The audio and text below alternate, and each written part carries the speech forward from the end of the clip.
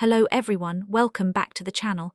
Today I'm going to share a story that will leave you breathless. So settle in, because this journey is going to be unforgettable. It was a cold December evening when Maya stepped onto platform number 7 at the old Riverside station. The clock tower showed 11:45. She had exactly 15 minutes before the last train would arrive. The platform was almost empty, just a few scattered souls waiting in the dim yellow light of the old lamps. Maya pulled her coat tighter around herself. She had been working late again, drowning herself in files and deadlines, anything to keep her mind off the emptiness that had crept into her life over the past year. Her phone buzzed, another message from her mother asking if she was eating properly. She smiled weakly and typed a quick reply before shoving the phone back into her pocket. The wind picked up, carrying with it the scent of rain and something else, something she couldn't quite place. Nostalgia maybe, or was it regret? She noticed an old man sitting on a bench nearby. He wore a worn brown coat and a hat that looked like it belonged to another era. His eyes were closed, and for a moment Maya wondered if he was asleep. But then he spoke without opening his eyes. "Waiting for the midnight train, are you?" Maya was startled. Yes, the 11:59. The old man finally opened his eyes and looked at her. There was something strange about his gaze, as if he could see right through her.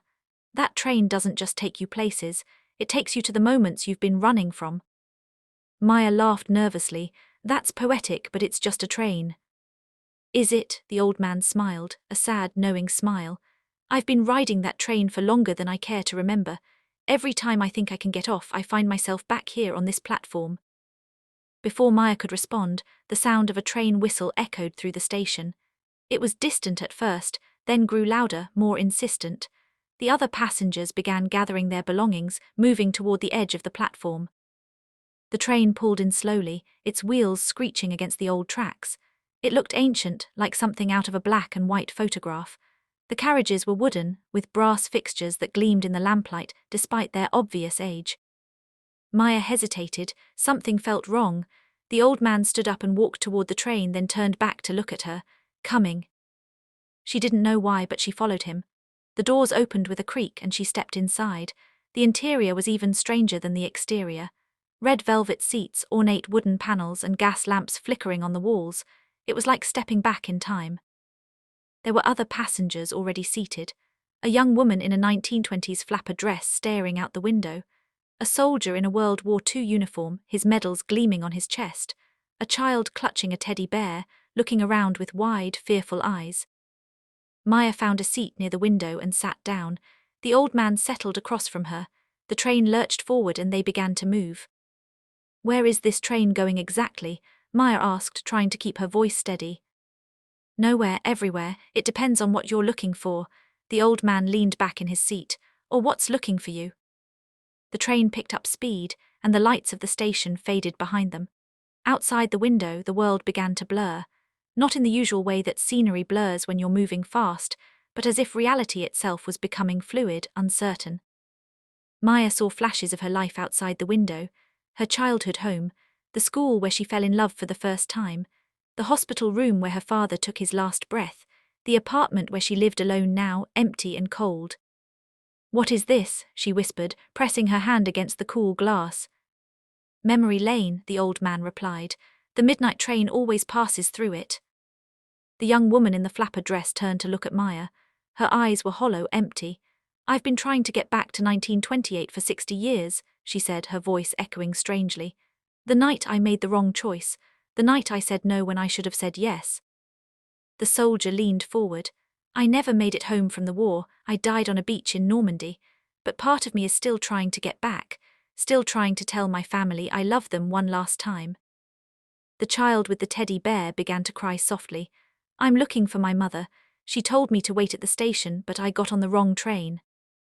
Maya felt her heart pounding in her chest. "This isn't real. This can't be real." "What's real?" the old man asked. "Is the life you're living real? Going through the motions day after day, pretending you're okay when you're slowly dying inside?" Maya felt tears welling up in her eyes. "Stop it." "You lost someone, didn't you?" The old man's voice was gentle now. "Someone you loved more than anything, and you've been running ever since. Working late, avoiding friends, refusing to feel anything because feeling means remembering, and remembering means pain."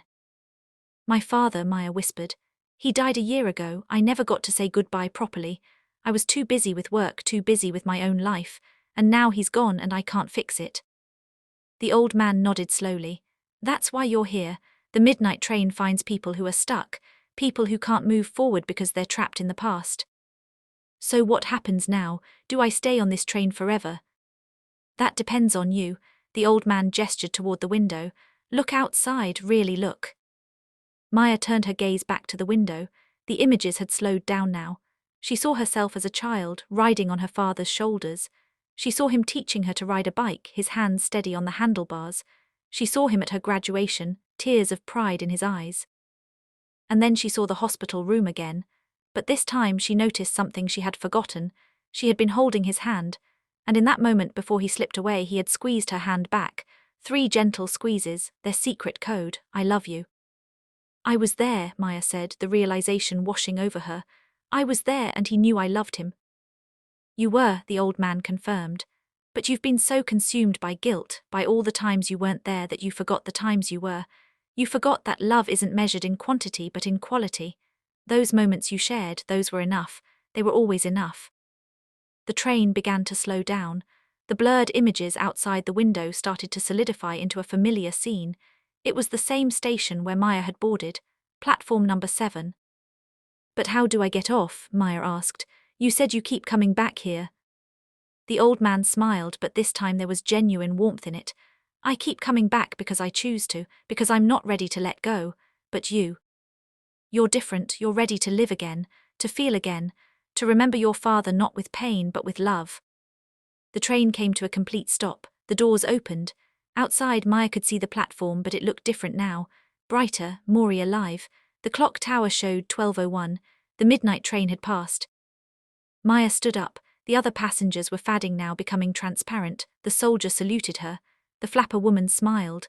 The child waved goodbye. They were all part of the train, part of the journey, but they weren't ready to leave. Not yet. Thank you, Maya said to the old man. Thank yourself, he replied. You found your own way off, I just showed you the window. Maya stepped off the train and onto the platform. The moment her feet touched the ground, she heard the whistle blow again. She turned back, but the train was already moving, fading into the mist. Within seconds it was gone, as if it had never been there at all. The station was quiet now, empty, but it didn't feel lonely anymore. Maya pulled out her phone and looked at the last message from her mother. Instead of the usual brief reply, she typed something longer. I'm okay, Mom, really okay. I miss Dad every day, but I'm learning to carry that love instead of the pain. I'll come visit this weekend. Let's look through the old photo albums together. I want to remember everything. She hit send and started walking toward the exit.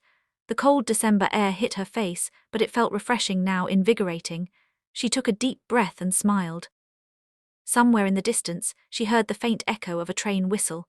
The midnight train, carrying its passengers through memory lane, helping them find what they'd lost or let go of what they couldn't change. Maya knew that if she ever found herself on platform 7 at 11:45 again, the train would be there, waiting. But she also knew she wouldn't need it anymore. She had found her way back, back to the living, back to herself. As she walked through the empty streets toward her apartment, she thought about her father. Not about his death, but about his life, about his laugh, about the way he used to make terrible jokes that only she found funny, about the 3 squeezes, I love you. And for the first time in a year, the memory didn't hurt. It simply was, a part of her, a part of the story that made her who she was. The next morning, Maya woke up with a sense of purpose she hadn't felt in months. She called in sick to work, not because she was avoiding anything, but because she had something more important to do. She spent the day going through her father's things she had boxed up and refused to touch for a year. She found his old watch, the one he wore every day. She found his favorite book, dog-eared and annotated in his neat handwriting. She found a letter he had written to her on her 18th birthday, full of advice and love and hopes for her future. She cried, but they were different tears now. Tears of grief, yes, but also tears of gratitude. Tears of love that didn't need to go anywhere, didn't need to be spoken, just needed to exist. That weekend, she visited her mother. They sat together on the living room floor, surrounded by photo albums and memory boxes. They laughed at old pictures. They cried at favorite moments. They told stories, some that they'd told 100 times before and some that they'd almost forgotten. "He would be so proud of you," her mother said, squeezing Maya's hand. "I know," Maya replied, and she did. She finally did. Weeks turned into months. Maya started taking lunch breaks instead of eating at her desk. She reconnected with old friends. She started painting again, something she'd loved as a child but had abandoned in the pursuit of a more practical life. She never saw the midnight train again, but sometimes, late at night, when she couldn't sleep, she would think about it. About the old man and the other passengers, still riding through memory lane, still searching for the moment they needed to find or the courage to let go. She hoped they would find it. She hoped they would step off the train one day, onto a bright platform ready to live again. As for Maya, she had learned the train's most important lesson. The past wasn't a place to live, it was a place to visit, to learn from, to carry with you. But life, real life, happened in the present, in the choices you make today, in the love you give now, in the moments you don't run from but embrace, even when they're hard, even when they hurt. 1 year after her midnight train ride, Maya found herself back at Riverside Station. It was another cold December evening. The clock tower showed 11:45. She stood on platform number 7, not because she was waiting for a train, but because she wanted to return. She pulled out a small bouquet of flowers and laid them on the bench where the old man had been sitting. A quiet thank you to whoever or whatever had given her that strange, impossible night. A thank you for showing her the way home. The station was empty. No mysterious trains. No passengers from another time. Just an ordinary platform in an ordinary city waiting for an ordinary train. And that was perfect, because ordinary was beautiful, ordinary was alive, ordinary was exactly where Maya wanted to be. She turned to leave but paused when she saw a young man standing near the platform edge, staring at his phone with tears in his eyes. He looked lost, broken, the way she had looked a year ago. Maya hesitated, then walked over to him. "Are you okay?" The young man looked up, startled. "Yeah, I'm fine, just waiting for the train." "The midnight train?" He nodded. "Yeah, the 11:59. Maya smiled gently. "Can I tell you something? Whatever you're running from, whatever you're trying to escape, there's another way. You don't have to get on that train." "What do you mean?" He looked confused. "It's just a train." "Is it?" Maya echoed the old man's words. "Or is it something more?" Before he could answer, they heard the distant whistle. The young man's expression changed. Recognition, fear, hope, all mixed together. "I have to go," he said, moving toward the edge of the platform. Maya touched his arm gently. "Just remember, if you get on, there's a way off. You just have to be ready to take it.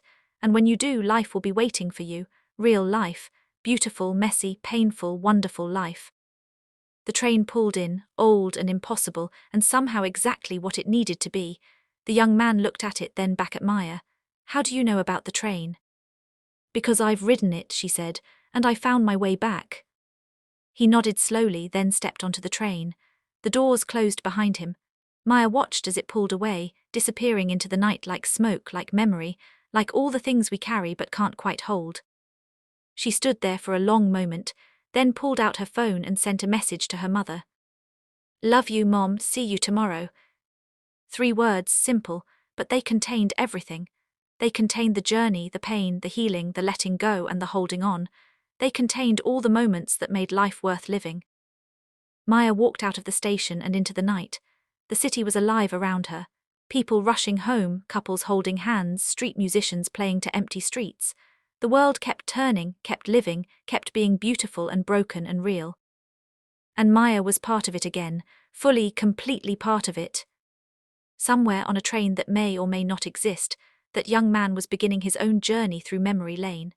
And somewhere, years or moments or lifetimes from now, he would find his way off onto a bright platform, ready to live again. The midnight train would keep running, keep finding the lost ones, the broken ones, the ones who couldn't let go, and it would show them the way if they were ready to see it. But Maya was done riding. She had found what she needed. She had faced her past, honored her grief, and chosen her present.